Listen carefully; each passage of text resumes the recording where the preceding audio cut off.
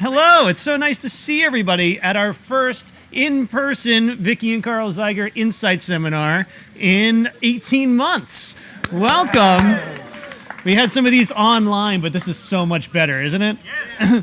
On behalf of our Erna Fincy Viterbi Artistic Director, Barry Edelstein, and our Audrey as Geisel Managing Director, Timothy James Shields, I am so excited to be here and welcome you to this Insight Seminar, Vicki and Carl Zeiger Insight Seminar for Shutter Sisters with our amazing director of the show, Donya Washington. Yay! It's so fun. I had to make the clapping online. It's actually really nice. Thank you so much. I want to start out with a land acknowledgement, saying that we are gathered here on the ancestral land of the Kumeyaay, who have stewarded these lands through generations. And I also want to talk a little bit about Donya's background, give a little bit about what this amazing woman has done, and then we'll get into talking with her. She is a director and producer whose work has been seen around the country, from awesome places like Actors Express and the Alliance to the Playwrights Realm, Target Margin, the Culture Project, and many other places. She's currently the festival producer of the Oregon Shakespeare Festival, this amazing place just north of us, and has previously held similar positions at the Alliance Theater in Atlanta. Donya has an MFA in directing from the Brown Trinity Rep program, which is phenomenal, and a BFA from NYU, Tisch School for the Arts. Yes. She is an amazing human being, and we are so happy that she's sharing her heart with us with this show. So please welcome Donya Washington. Thank you. So, Donya, I just want to talk a little bit about you first and get to know you a little bit. Where are you from originally? I'm from upstate New York, a very small town. It's called Big Flats. It's neither big nor flat. It's a very small town. But it's a beautiful part of the world, and I was lucky enough to be part of a school district where our high school had a really strong theater program, so strong that we were rivals with another theater program in another town. It was that kind of thing. Dance-offs? Musical offs. What is their musical? What is our musical? And our choir director was partners with their choir director, so it was a family rivalry. It was great. And is that what got you into theater? Is the high school rivalry? Well, I started even younger than that, putting on shows in my parents' living room. So I was one of those kids doing shows, and apparently I went around the neighborhood selling tickets to one of the shows one time, which I don't totally remember. And I remember doing when I was about five. I lip synced to Little Girls from Annie, the Carol Burnett version, and I really wanted to use an empty liquor bottle, but my parents would not let me, a 5-year-old, use an empty liquor bottle. They thought it was inappropriate, and I still remember feeling at the time that my artistic sensibilities were being squashed when they asked me to use a teddy bear as a liquor bottle. But I did get second place, so there's that. Verisimilitude is very important. Really, but that's, so I grew up like that, but I do remember distinctly in high school, I was working props as a freshman for the musical, and I remember standing backstage, stage left, looking on stage, watching one of the big seniors sing Che's second act opening number, and thinking, oh, I like seeing theater like this, from this angle, from backstage. I like this more than I like sitting in the audience, because you can see how it's all working, and that was the moment I consciously was oh, this is what I want to do. I remember consciously thinking that in that moment. And how did you come into directing? Was it? I honestly can't totally answer the question. It just made sense. I was always a bossy kid. It's I like picking the thing and saying, okay, you stand there, now you stand there, do it like this. That was what I did. And somewhere along the line, somebody told me that was directing. I was in middle school when I realized that was directing. I thought I was being a stage manager by managing everything on the stage, but I was told that was directing is what I actually wanted to do. And so I got a couple of opportunities in high school to do a few small things, enough to whet my appetite to think that this is what I wanted to do. And so when it came time to apply for school the second time, I applied to NYU as a director and was admitted as a director. So I went there to study directing, which is one of the few undergraduate programs, at least at the time, where you could study directing as opposed to studying acting or something else, which is part of what drew me to that program. And you followed it all the way through the terminal degree. I finished my BFA, and I swore I would never go back to school. I was done. And I did some work around New York and a lot of downtown theater, a lot of experimental stuff. It's where I first started working with Target Margin. It's a company that I love very much in New York. But then I went to Williamstown one summer, and all of the directors there who were working there had MFA degrees or had gone on tour with Big River, Michael Greif. So I was like, oh, so either I need to get a big show and take it out on tour like Michael Greif, or I need to go to grad school like everybody else. And as it happened that summer, Kate Burton was in the show that I was assisting on. And she went to school at Brown, and she loves Brown. She's a big Brown alumna supporter. And Very vocal. Very vocal. And Brown had just started their MFA program. So when I mentioned it to Kate, she was like, you have to apply to Brown. Let me talk to you all about Brown. Let me introduce you to these people about Brown. So it's part of what put it on my radar. And reading about the program and how it was put together, Oscar Eustace was still there at the time, and his one sheet about it was just like, well, obviously I have to go here. This makes so much sense. So that's fantastic. Yeah. And how did producing come into your life? Is that a byproduct of the directing, or? Kind of, yeah. Like, it's one of those things that, again, I didn't understand it as a job when I was younger, but as I've gotten older, I've realized that the teacher in high school had the biggest influence on me theatrically, Mary Frances Baker, was our producer for the theater program, but I didn't know that at the time. Mary Fran was always just the one who made stuff happen. Like, there was one person who directed, there was one person who music directed, but Mary Fran was the one who would deal with the rights, make sure scripts got copied, make sure there was a set, make sure that this thing happened, and I followed along after Mary Fran, helping her do those things, not realizing that what I was learning was about producing. It wasn't until I was in New York and after grad school that I was, hustling, trying to, get gigs and make a living. And a friend said, hey, I need an assistant producer for this thing. Can you help? And I was like, I've never produced before. He's like, yes, you have. You'll be fine. And just threw me at it. And as I was doing, I was like, oh, yeah, I know how to do this. This totally makes sense. Okay. So one more thing I could apply for a job to earn money. It's just bossing more people around. Right? Yeah. It's enjoying spreadsheets, bossing more people around. I was like, yes, I like all of these things. So we've talked a lot about this, and it's really fun to be able to both commiserate and with a fellow person producing at a major theater at this time. At this time of year, how has the last year been like for you at OSF? It's been a strange year. I tell you, this is my second tour of duty at the Oregon Shakespeare Festival, as I like to put it. I rejoined this time in October of 2019. So I got there just in time to rehearse and open the season that we closed in March of 2020. We had an opening weekend and a performance, I think. We had opening weekend and a performance, and then we closed the 5 shows that we had just opened, which is like 5 shows. But I digress. And it was especially at the beginning, it was a really odd time because nobody knew what was going to happen next. And OSF is a fairly large organization, and we employ a lot of people. And so it's that first moment of what do you tell people? Because nobody knows anything. How do you get to the next step? And I do have to say we were very lucky in that our governor said to us pretty early on that there was no universe in which we were opening before the end of September, which made our next steps really clear. If we couldn't open before the end of September, we were not performing anymore in 2020. So we were able fairly early to be able to make a clear decision, which I'm thankful for, because I don't think everybody got that level of clarity at the right time for each organization. But that left what to do next, because, we're still an organization. We still have to kind of earn some kind of money, maybe, if we could. And also proof of life, try to keep the place alive, try to keep the heart of the organization beating.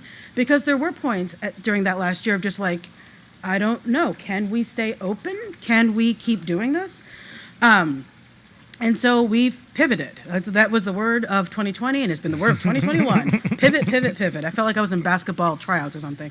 But Nataki, Garrett, our new. This is also something I think that's helped us, is that we had just gotten a new artistic director, Nataki Garrett, had just joined the festival in 2019. And we got a new executive director at the beginning, in 2020, about 4 days before everything literally got lit on fire. So welcome. Great timing. It's welcome to Ashland, Oregon, David. Here's a fire and some smoke, right? But the useful thing, I think, about that being in that moment of transition as an organization is it meant that the transition that we needed to be in because of COVID didn't feel weird. Because with the new leadership, you're going to ask, well, why do you do it like this? Why are we doing this thing? And question a lot of habits and practices and programs, which proved useful in a moment of COVID, because then it didn't mean that we were just trying to just do what we had done before. We were consciously reinventing the wheel. And Nataki came to the festival with this idea of something called O, which was a digital platform. it's something that she wanted to do before the pandemic. She wanted to create effectively a fourth stage for the festival where we could produce digital things that people could experience without physically coming to Ashland. So we were going to start that in 2021. We just sped it up to 2020. It's like, okay, I guess now we're working on that's what we're going to do now. So we did everything, and it was kind of figuring out what that meant at the festival. So initially we did things mostly educational and doing some of our traditional educational programming online. Then we started doing like a Shakespeare quiz show, which took a while to like us figuring out how to film and make something, because we're a theater company, not a film company. And there are people who work for us who have film experience, but it's not what any of us set out to do. In this last year, I produced 2 short films in this last year. Who knew that was something that I was going to be doing, right? Like the festival, we're now prepping a feature-length film because this is what we do now, right? Like it's interesting how it has become a whole other muscle internally, but it's been exciting to watch this whole idea that Nataki came to us with pre-pandemic turn into what we now call innovation and strategy. So, we're working on a digital Cymbeline right now that's really it's going to be really cool. I'm very excited about it. And it will be released, I think, the first draft. I think there'll be a trailer for Quills this year, but I digress. I'm not here to advertise the Oregon Shakespeare Festival, though I am happy to do so. Double duty. But it's been interesting. We'll just have some trade in the programs. Sure. We'll Totally. So, like, so juggling the 2 hats, right? You're a director with your own thriving directing career, and you're a producer that works at the largest regional theater in the country. Yeah. How do you juggle those 2 things? With difficulty. It does mean, it's like 6-day weeks were normal during the entire pandemic, and they've been normal here. And sometimes they'll stretch to 7-day weeks. That's just the nature of the game. And it's figuring out how to also take time for myself in the midst of all of that is the thing that I can't say that I know how to do well yet. It's something I'm still working on. But it does mean that, during breaks from rehearsal, I was on my phone checking my email on a Teams chat, walking into rehearsal on a Zoom call, like that is part of the nature of the game. But it's fun that way because I feel like I learn more. It's kind of like traveling to me in that sense. You learn more about where you're from when you travel somewhere else. And so like coming here, it's put things into relief that I've taken for granted at the festival. And I also think vice versa, right? There are things that I see here that I like talking to Justin. It's like trading stories. It's like, oh, right, that makes sense in a different part of my brain than if I didn't also work for another similar kind of organization. And 2, it's fun walking into the theater and going like, yes, I see that Richard has been here, right? We have the same, Richard Hay also is resident set designer at the festival for many years. I didn't realize I recognized his artistic style until I walked into the theater and like, oh, I know this guy. So it's nice to feel a little at home. It's amazing, and it's so lucky that you were able to carve out this time to be with us for Shutter Sisters. Yeah, I mean, it partially worked out because the festival isn't doing as much this year, which is great. Worked out very well for me. But it did take us a second to kind of carve out the time because, as with many theaters, trying to figure out what we were doing in the fall took time. As we kept trying to dodge around COVID, like what is happening? What can we do? How many shows can we do at the same time? And it took a second for our schedule to settle down enough for me to be able to say, yes, I am available from this date to this date, or I can be available. We're so happy. It's fantastic. Let's talk about the show a little bit. So what's it about? Tell us what Shutter Sisters is about. So Shutter Sisters is about these 2 women. Oh, the fountain is off. That's helpful. Yeah. Shutter Sisters is about 2 women with the same name, Michael, who are both adopted. And both of them are on a journey to find out more about themselves. One of them discovers something about herself. And it's that thing of like when you discover something about yourself that you've never known, that changes how you look at yourself, right? And what do you do after that? And the other Michael, it's the grind of life. It's like you are trying, and people don't recognize what you can give to the world. What happens when somebody finally does, right? When the unexpected happens and somebody says yes, when you've heard no your whole life, what do you do, right? And one of the things I was drawn to in the play too was this idea that both of these women are over the age of they're past their mid-50s. Let's put it that way. So it was also to me a really exciting thing to read, to see women who are past the ingenue stage, well past the ingenue stage, centered, and also allow them to be people who are still figuring things out. Because that's not something I see that often in fictional work. And that was exciting to be like, yeah, we can still make mistakes. We can still learn new things. We can still, so that was really exciting to me. And two, because it's a dueling monologue play, effectively speaking, I knew that I was going to be working with two actresses in the meaty part of their career that don't always get these meaty kind of roles, and it's a lot for them to dig into, and so that to me was exciting as well. Like knowing who I would be able to play with, it was going to be fun. That's amazing. And you go back a long way with the writer, Mansa. I do. Mansa and I first met at the Alliance Theater. He had been an intern there before I worked there, and when he was in grad school at Yale, the Alliance Theater has this project called the Candida. It's an award that is given out each year to a new play. And Mansa had been an intern reading a bunch of Candida scripts while he was at the Alliance, and so he knew what the Alliance liked. So when he was in grad school, he wrote a play aiming at this project, and he's very good at his job because he did win the award that year. And it was a play called Too Heavy for Your Pocket, which is a beautiful, beautiful play. And that's when I first met him, was while helping to produce that play and get that one up. That's how we met him as well. We had Too Heavy for Your Pocket in our Powers New Voices Festival in 2017, I believe. Something like and that. then we commissioned Mansa to write, and his commission was this play. Yeah. So we go back for a few years. interrupt. No. We go back for a few years. And so when he called me about this, my first response was like, if you wrote it, happily, sure. I should read it first. I probably should read it before I say yes. That is good practice. And I did. And so I was attracted for the reasons that I stated, but also I'd recently been talking to my godsister who is adopted, who recently found her bio parents, which getting to that process was a whole journey. Meeting them was a whole journey. Like it was a whole lot. And so reading this, I was like, oh, okay. It connected to that kind of personal recent story, which was like, sure, happily. When? Because this was a minute ago, like back when theater, we didn't know when theater was going to reopen. I'm like, this sounds great. Depends on when. We'll figure it out. Maybe We'll come back.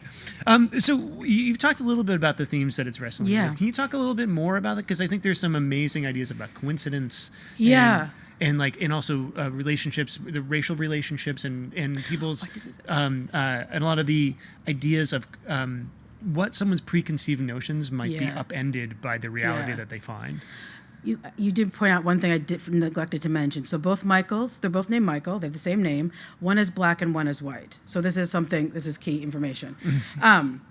And it's interesting to me, a couple of things, like the different journeys that these women have. They're born about a year apart, and you hear a lot about what happened to them. They were raised by similar economically situated families, and yet they have such different lives, right? And to me, that's interesting unto itself as a comment on America and just kind of like what it is to grow up in this country to some degree. But the other thing, too, that I really enjoy about the play, because I'm trying to do this without spoiling the ending of the play. So that's why I'm dancing around. Because you should see the play. It's really good. If I do say so myself. Good.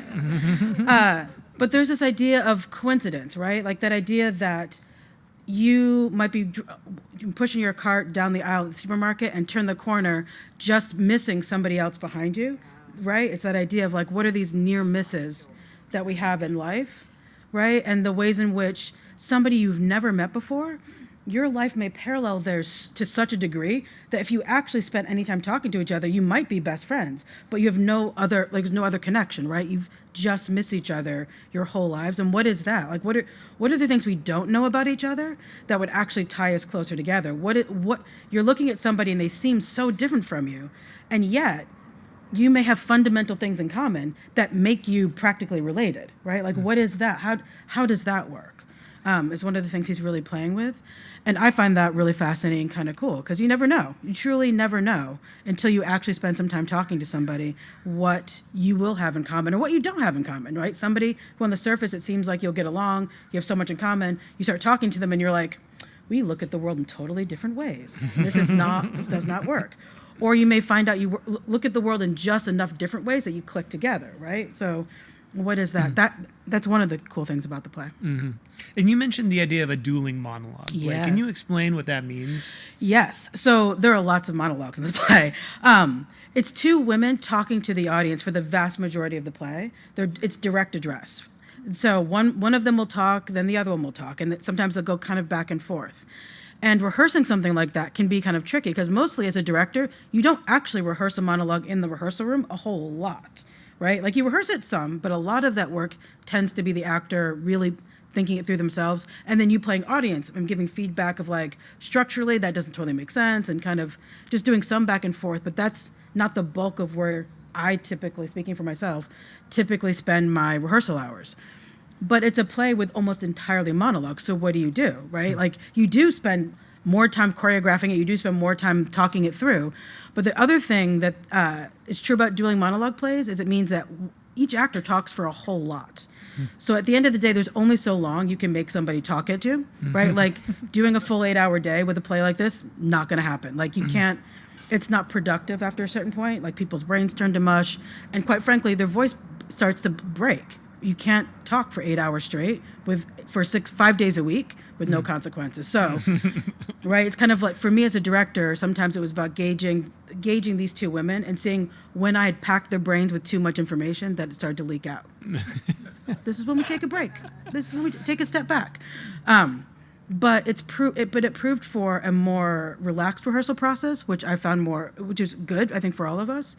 And it proved for a much more collaborative rehearsal process because it does mean this kind of play does ask the actor to give a lot. It asks the actor to invest a lot. Not that they don't invest normally, but like this way of working this kind of monologue play does ask for a collaborator in the room and not just me being dictatorial saying, stand here, do this, right? Like it really does become a conversation. And that to me is half the fun, you know? Mm-hmm. And you, in the 2021 of it all, yes. you had to approach this play through the technology that we all know and love nowadays, Zoom. And the first, what is the first of, I'm probably going to say many hybrid rehearsal process. Can you explain how that came to be? Sure. So in casting the play, the woman we wanted to play, one of the Michaels, could not be in San Diego for the first week of rehearsal. But she was available during the daytime, the hours during which we rehearse, she was available. But in the evening, she was doing another show in Atlanta. So what we worked out was she would be on Zoom for rehearsal. We would be, one of the other actor, the stage manager, would be in the rehearsal room. The playwright, who also couldn't be physically in town, was in a different city, also on Zoom. So to make it make sense, so that, because I'm assuming that many people here have been on Zoom during the pandemic. I don't know if you've been Never heard of it. Right? I don't know if you've been on a group call on Zoom where there are a bunch of people on one end and you're on the other. It does kind of get lopsided, right? Like the group of people, right? So what we did was we had everybody in the rehearsal room on our separate computers. Even though I'm across the table from them, I'm looking at them on Zoom, so that we each had our own box to be in, so that no one group was privileged over the other, because we had two actors in two different rooms. It's like, I need them to directly be able to talk to each other. Like, we got to balance this out. So we did the first week on Zoom, and it was table work. So we're reading the play and talking at each other for about a week, which is what we'd be doing in person anyway. So if we're going to do a part of our Zoom, that part totally made sense. Like, absolutely. This is the good part of Zoom, right? We can connect people in various parts of the world in basically real time, in a beautiful kind of way. So that was really, really helpful for that week. And we had learned so much about how, over the past year, making all these Zoom theaters, things over the internet, like our Insight seminar over the internet, that it's so productive and so many things can happen. Mm-hmm. And I really think it's a wonderful thing, because in a lot of times this woman would not have been able to do the show because she physically couldn't be here for a 5-day period. Yeah. So I think there's something wonderfully egalitarian about it that makes an actor or an actress or across the country be able to do more jobs. Because so many times, well, I can't get out of my performances for the final week. Can you get me an understudy? No, you gotta go on. Or like somebody has a childcare issue, right? That first week, and it kind of opens the door for more ways of collaborating with each other and working with each other, which is, I think, kind of great. Yeah, it's really exciting. I think it's not what you prefer to do, but it's a way that you can work with the collaborators that you want to work with in a new and interesting way through the tools which we all learn to work. Yeah, know and love. There we go. Let's say that. So have you worked in the round before? Have you worked in It's been years since I've worked in the round, so it's been a minute. What have you learned having to do it and coming back to it in the round? You know, it's funny. At first, I was really, really paying attention to making sure everybody could see everything at every moment. But at a certain point, it does not feed you anymore. It becomes a little too restrictive. And that was a thing, especially once we moved into the theater, sitting in different places and realizing that, they don't have to be looking at everybody all of the time. That's great.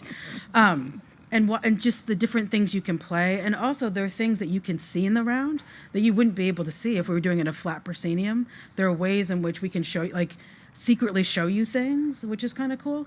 So I appreciate that because nobody's actually that far away from the stage, which I really love about that theater, that even if you're in the back row, it feels like you're right with people, which I think is a gift of that space. And you're still working up until this minute. We open on Thursday, but there's been a lot of changes. We had going rehearsal in. this afternoon. We put in more changes this afternoon. What is that process like? What has evolved since the show went into its first dress rehearsal till tonight? I think people who saw the first dress rehearsal till tonight will notice we've removed some boxes. There are a lot of boxes that have now been gone. The set is there are a lot of boxes on the set. When you see it, just imagine that there were, I don't know, maybe twice as many boxes when we first started than there are right now. Maybe twice as many. We haven't added anything, but we have cut text since we've started.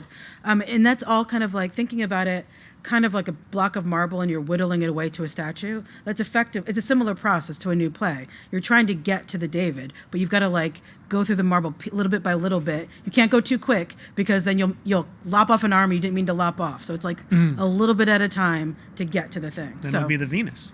Then it'll be the Venus. Maybe we didn't think of that. Venus de Milo. So that's been the process. So we got a bunch of notes from our playwright on Friday. We spent the last couple of days slowly putting them into the show. So today is the last day of putting in cuts, which is very exciting. We've checked everything off the list.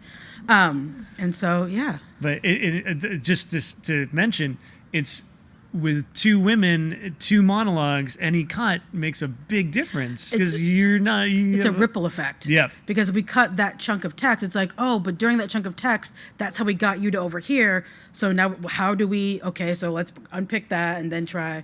But it's been fun trying to tighten it, narrow it, focus the play. Yeah, and rewrites during previews are always interesting. So it's fun.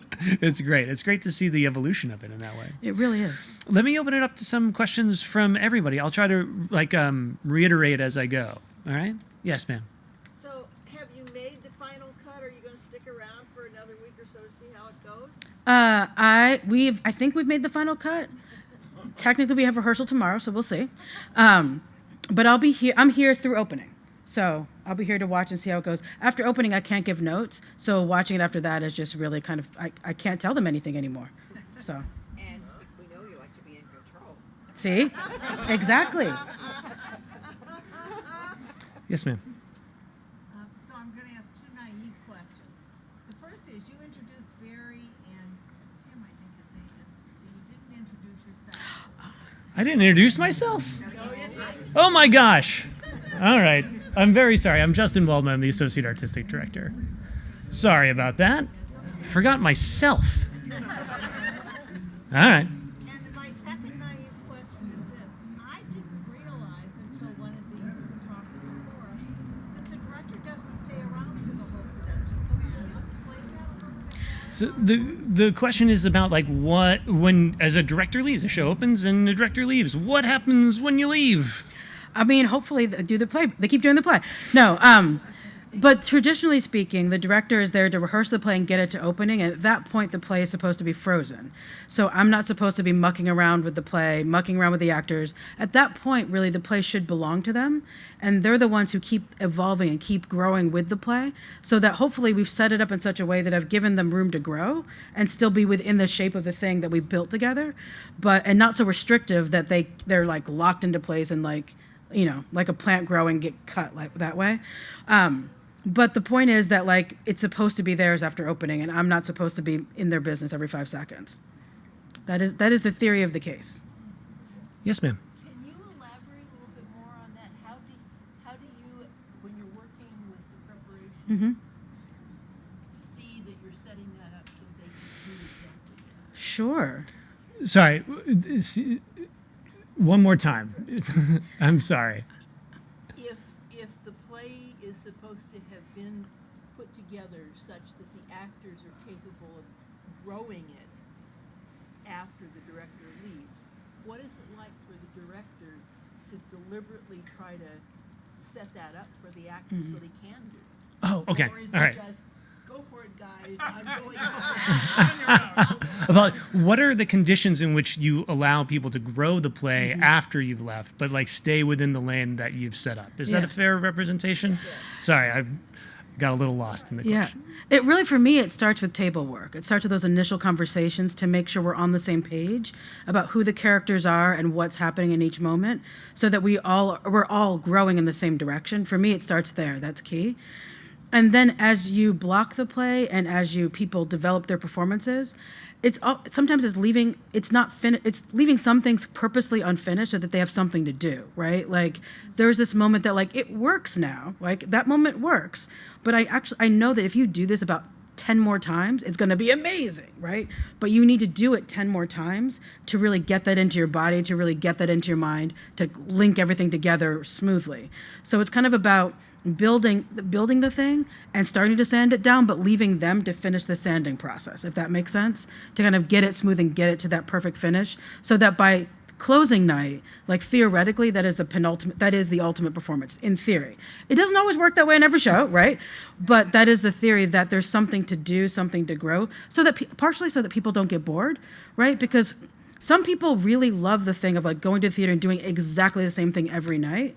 Me, I like going and something different is going to happen tonight, right? Because there's a different group of people in this room with us. Because I ate something funny for lunch today. Like, because I had a great conversation with my sister on the phone, where I argued with that person in the parking lot, whatever. Like, all of that comes into the theater with an actor.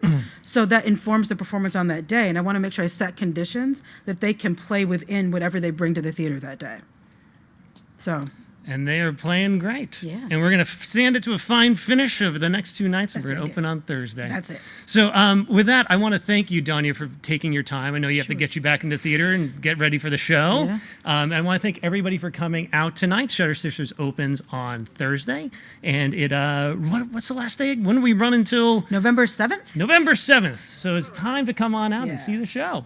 Thank you so much. We are so thank you to Donya. Thank you to all of you. And thank you to Vicki and Carl Zeiger for hosting these ceremonies for us. Thank you so much. Have a wonderful evening.